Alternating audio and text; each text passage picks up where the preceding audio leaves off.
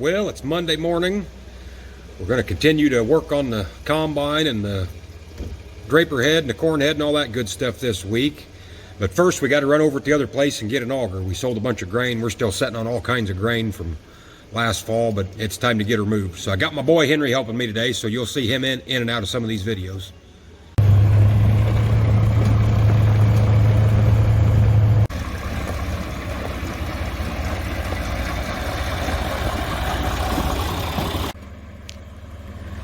Well, he's 11. We'll see if he can hook up to this auger right here. Usually I'm pretty short with him and I stay on his ass pretty hard, but there ain't much going on right now, so hell, if it takes him an hour to get hooked up to this son of a bitch, so be it. We'll see what happens.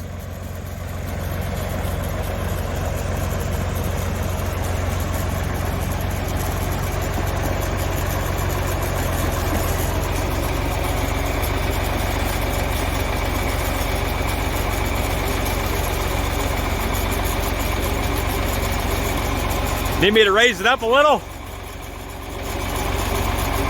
Here, let me get a pin.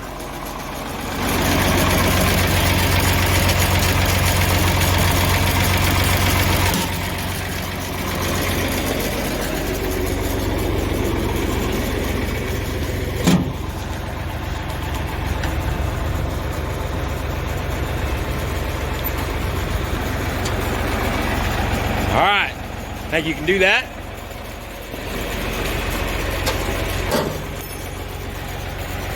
Usually I do all the hooking and unhooking just because I'm always scared of somebody running over somebody or smashing a finger or something, but we'll see if he can get her today.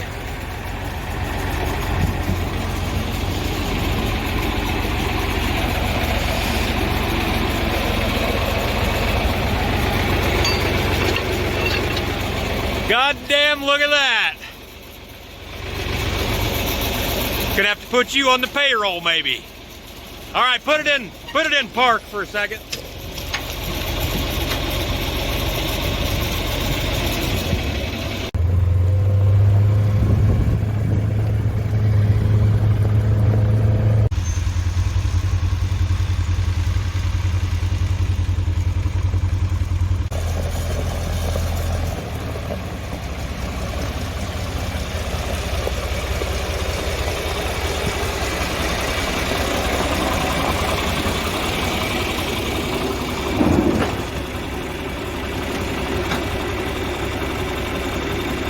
So I called two different elevators this morning and sold that grain. Sold corn to one and beans to the other. But they both act like it was going to be maybe a couple weeks even before they could get here. So I thought, well, no big deal as long as we got a price, just come down whenever. But one of them ended up calling back a little bit ago saying they had a change of plans and they could start loading beans this afternoon. So we're going to get the auger set up and start hauling beans out. Now, we don't have our own semis, and there's a couple different reasons why. So one is we're not set up here to unload with semis. The way we do it, it wouldn't work, and it's just not a very good deal. Two, I'm the only one around here with a CDL. The rest of these guys that help are old retired guys that have never drove a semi, and they're not going to start anytime soon. And three, for what they charge us to haul grain, I don't know that I can own a semi for that. So at this point in time, we don't own semis, and we're not figuring on getting any anytime soon. So that's why you're going to see other trucks in here loading grain.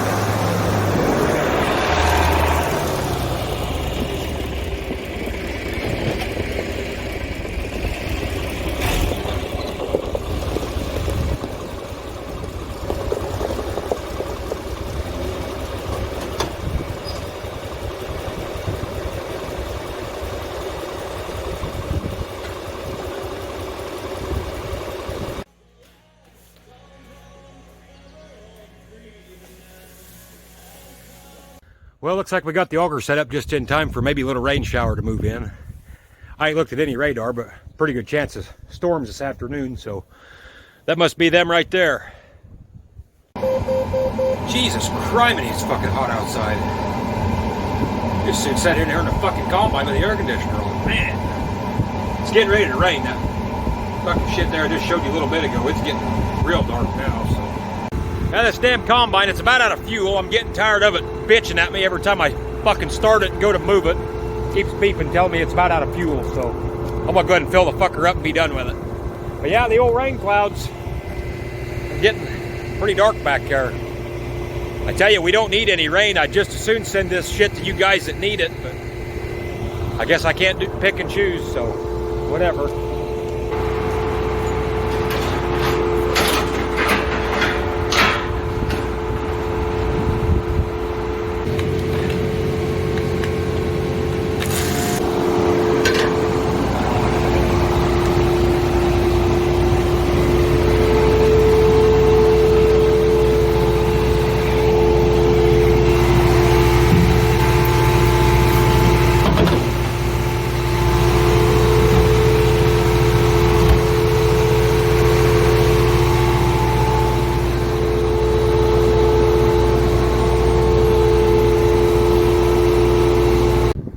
So I just looked at the radar, and yeah, it's pretty for sure gonna fucking rain. Pretty good storm coming. But I think I'm just gonna leave this auger in the hole.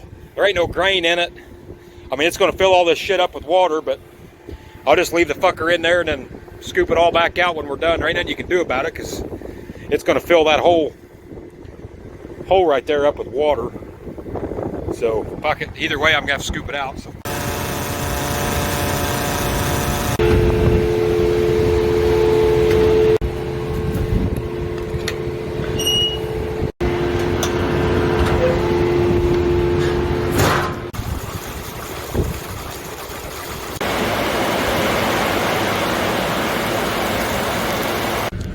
Well, that rain finally got pushed out of here, so we'll see if we can get some trucks loaded. Should have about 5 trucks coming today.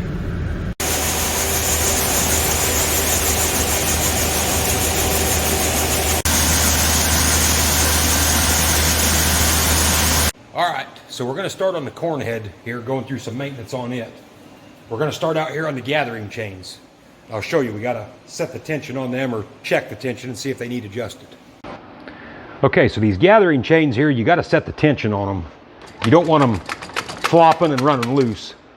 So on a deer, you want to clean all this shit out. This will get all built up with stalks and leaves and all sorts of nasty stuff.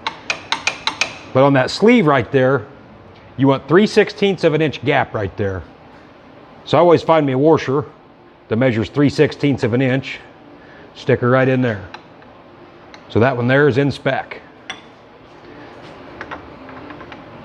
That one there looks good too. I went through and kind of eyeballed everything. It looks like everything's pretty well in spec. There might be 1 or 2 that are ever so slightly out of spec. But I think is what I'll end up doing is probably going ahead and running it a few days once we start harvest.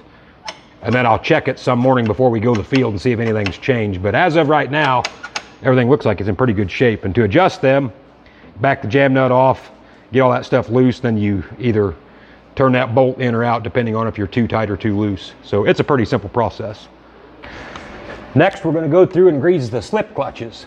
Now these got 2 grease zerks on them, or well, actually they've got more than that. I think they got 4 all the way around, but you only got to do 1 of them. They just do that so you always have one facing you.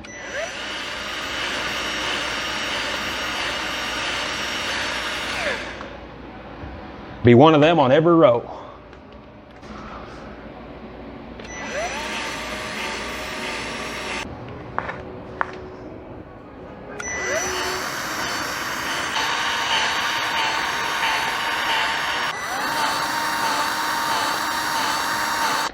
All right, next we're going to check our drive chain on our auger. It's in behind this shield here.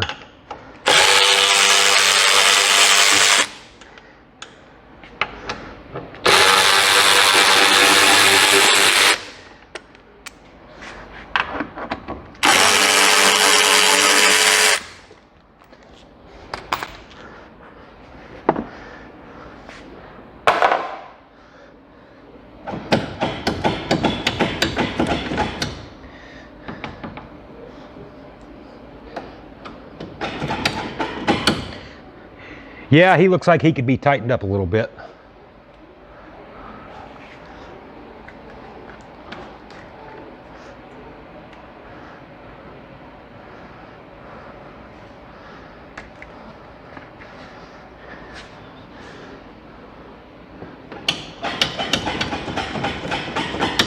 Yeah, that chain can be tightened up a little bit. Need to grease this slip clutch right there too.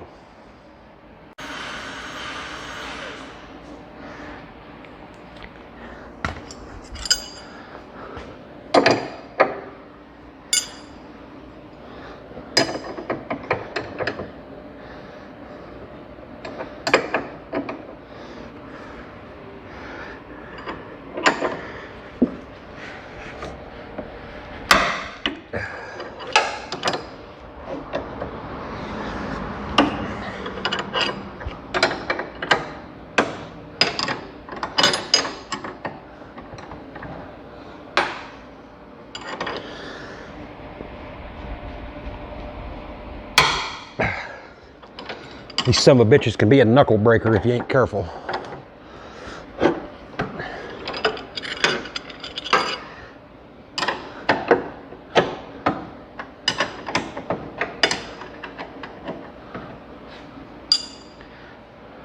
So these are like any other chain. You don't want to get them too tight or you just stretch it.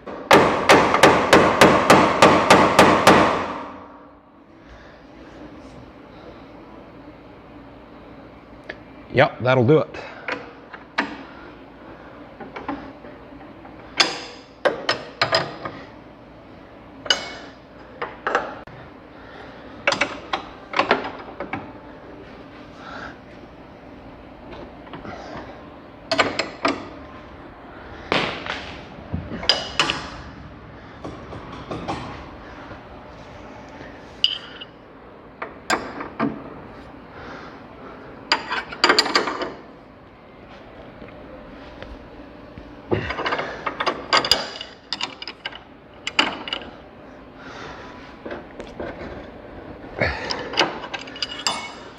Now this ain't going to be OSHA approved, but I'm going to have Henry get up in there and we're going to start this up. I'm going to oil this chain.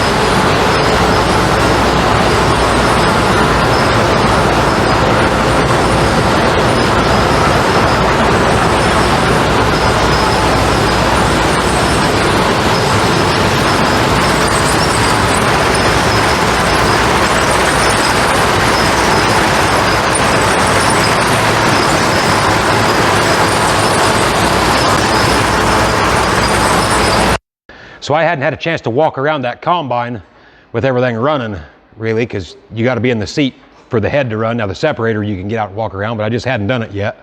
So that was kind of why I went around like that. Now all them belts and stuff that you guys seen moving, I think just damn near every single one of them will have a big shield on it once I put the shields on the combine. So there ain't a whole lot of stuff that you can get your hands and stuff into during normal field operations. Now you can if you try, but most of that shit will all be covered once I get the shields on. All right, so we're gonna check the oil in the gearboxes now. That's right up here in this little plug here we're gonna clean out first.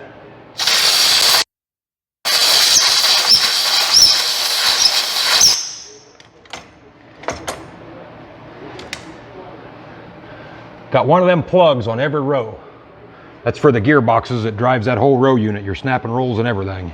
That's crucial. You do not want to run them out of oil, because that is an expensive fuck up if you do.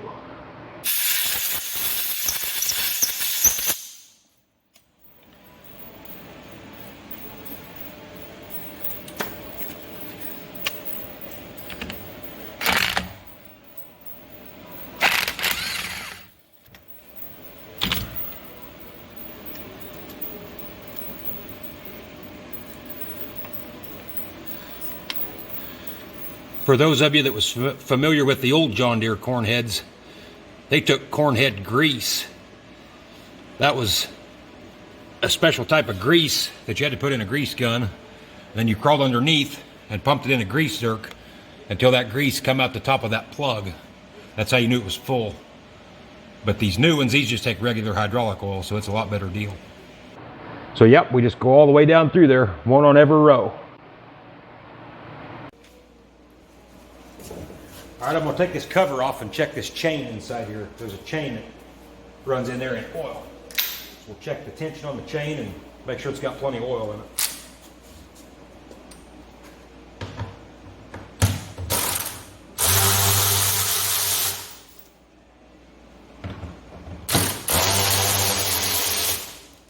So you see there's a chain runs down in there. I don't know, you can't see it because of my hand and everything, but chain, big sprocket there. That all runs in oil down there. I'm gonna tighten that chain up.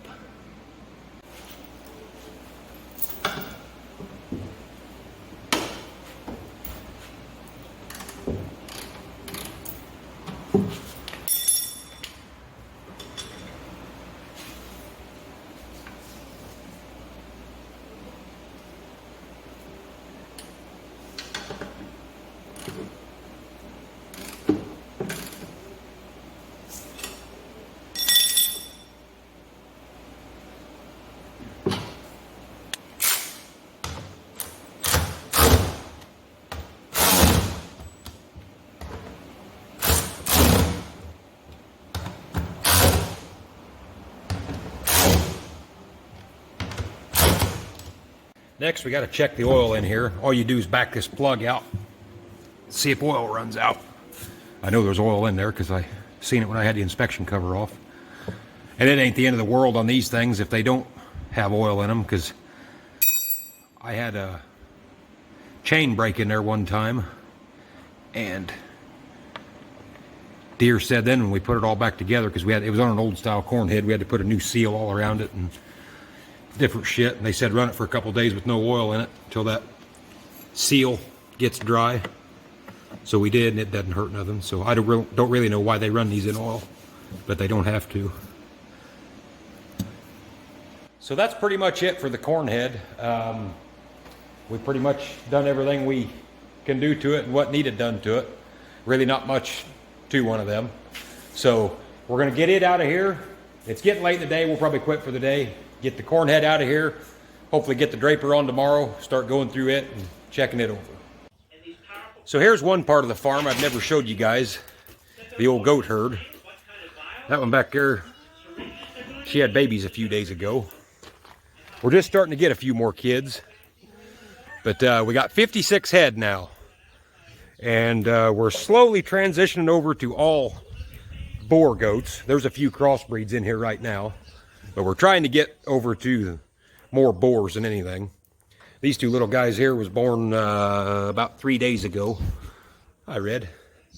But on these goats, I'm trying to think now, in 2017, I believe it was, I started out, I bought 4 head that fall. And they was bred when I bought them, and they each, I think they was all first timers, so they only had 1 kid each. And then the next spring, I ended up buying 7 more goats, I think. And since then, I don't think I've bought any. These have all just kept breeding and multiplying and going and going. There's 56 head here now. A thing on goats is they're just like white-tailed deer, basically. So the first time that they give birth, they'll generally always only have a single the first time. Now, I did have a few that on their first time had twins, but 99% of the time, they'll have a single the first time they give birth. Then after that, it's game on. This last winter, we had one. She had a set of quadruplets. We saved all them. We had 2 sets of triplets, saved all them. And just about everybody else had twins. So it doesn't take long at all to start building a herd. I mean, it can fucking get out of hand in a hurry if you ain't careful. So this is what me and my wife do on the side. But hopefully get up to a couple hundred head here for long. We got a sale barn just north of us here that's a really good outlet for goats. Every Monday they sell goats, and they have several hundred head go through there on Mondays. You can get just about anything and everything you want. So that's the outlet that we use. We just sell all these for meat. We keep all the females back for breeding and then sell all the males. And fat weight on a goat is 100 pounds. So once they get to 100 pounds, we ship them. Now you can ship them before that if you want, you know, just like anything else. Just ship them out and let somebody else do the fattening. But we got plenty of pasture here, so we try to do all the fattening ourselves. And the goat market has been really, really strong here lately. Grade A wethers, so that would be a male that's been castrated. Grade A wethers at the sale barn was bringing record prices here a month or two ago. They was getting up to $300-400 bucks a piece on them. So that's pretty good money to just throw them out here and let them eat and then sell them for that kind of money. A year ago, I had a batch that I sold. I think there was, I don't remember if there was 8 in that group or what it was now. But when it was all said and done, when all the bills were paid, I had $125 a head profit in them goats. So that's pretty good. I'll take that. These have been fairly low maintenance. I mean, you got to watch them. You got to keep them wormed, and they're like any other animal. They're not completely maintenance free, but for the most part, they kind of do their own thing, and you don't really have to dick with them a whole lot. Now these white ones, like this one laying up here in the barn, she had a set of quadruplets back in January, and I did not want to get her bred. I always like to give mine a little time before they breed back, but she ended up immediately coming right back in heat. And then she just gave birth to these 2 little rascals here. Oh, it's been about a week and a half ago now. So she's had 6 kids since January. So that's pushing her way too hard. I'm not going to make a habit of that. I didn't even want to do it this time. But it was just one of them freak deals where she got bred back real quick. And so that is what it is. But yeah, that's the old goat herd. So if anybody's got any questions on goats, let me know. But these old white bastards right here, them are the most maintenance-free goats I've ever had. Of course, I say that now and the fucker will end up dying tomorrow probably. But they never have any trouble kidding. They always claim all their kids. They just, there's nothing to them. You just throw them out in the pasture and they do their thing. Now, some of these others, they can kind of be drama queens. You know, they'll have a set of twins and then they won't claim one. So then you're stuck bottle feeding, and it just seems like there's always something. But them white ones, them are a Saanen goat. That's more of a dairy goat. But man, I would take a whole herd of them. They're just a really good goat, real hardy. And then this one here is one just like that one I just showed you. And she had these twins here about 3 days ago, 3 or 4 days ago. So yep, that is the goat herd. Oh, and I'll tell you another thing on these goats. Last time I was at the sale barn, there was some older lady come up to me. We was in the back there looking at goats. And she was from way up by Springfield or somewhere, wasn't nowhere around me. And we was just talking about goats, and I showed her the ones that I took up there and whatnot. And she said, oh, do you milk yours? And I said, no, I don't have time to mess with that. And she said, oh, we do. We're right up there by Springfield, and we get $18 a gallon for that shit and just can't keep up. It's like, god damn, you know, I got neighbors right over here that milk cows and get fucking $14 or $16 a hundred or whatever the fuck it is. And they're getting $18 a gallon for this shit. I tell you what, me and the wife should have had about 4 more kids and set up milking these bastards, and we'd been living high on the hog probably. But yeah, that's crazy. I can't believe it. I don't know. We drink goat's milk every now and again. It's real good. It's sweet. It doesn't taste anything like cow's milk. I don't think. It's a lot sweeter. But for the most part, we drink cow's milk, but we have drank goat's milk before. So I don't know. Any of you people who drink goat's milk, you guys are fucking crazy in my book spending that kind of money, but to each his own. Well, I think we're going to call that good for today. Tune in next time. We're going to get the Draper head out, start servicing it, probably haul a little grain, and do a few other odds and ends. So, sorry I went a little long again. I keep telling myself I'm not going to do that, but sometimes it's hard to quit in the middle of a story. So, thanks for watching. Don't forget to hit that subscribe button. Tell all your friends to watch too.